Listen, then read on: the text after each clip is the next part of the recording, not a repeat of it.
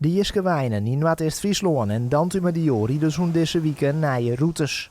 Op gewoon plakken worden de containers daarom op een orendij legen. De grootste verhoring zit in de jerdere gemeente Verwerder-Radio.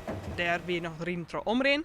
En nou hebben we de containerwissel gehad. Dus iedereen had nieuwe containers gekregen. En nu hebben we overal dezelfde containers staan. Dus wij hebben gezegd als gemeente van we kunnen het Verwerderen deel kunnen we direct bijnemen. Dat is nou ook onderdeel van onze gemeente. En dat kunnen we direct bijnemen in onze routes.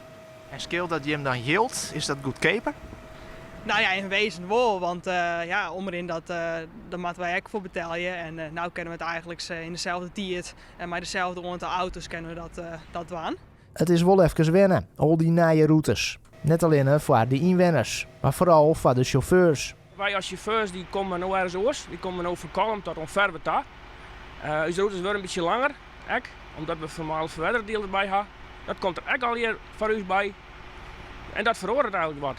Het oranje hier gaan inwoners ook nieuwe containers krijgen. Die worden door nieuwe Jiske Wijnen oppakt.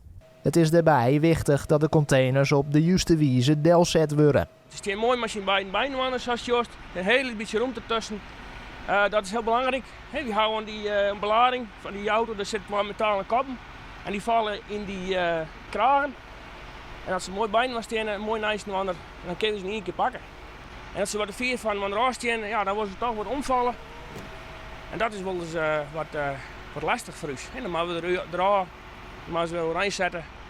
En dat is net de bedoeling. De komende weken kan elke niet aan de nieuwe routes wennen. De verorings binnen online, maar ook op papier onkundigen. Iedereen heeft een afvalkalender gekregen. Daar zit een nieuwe inzameldij op. En zo kunnen mensen zien op welke dag ze de bak bij de dik moeten zetten.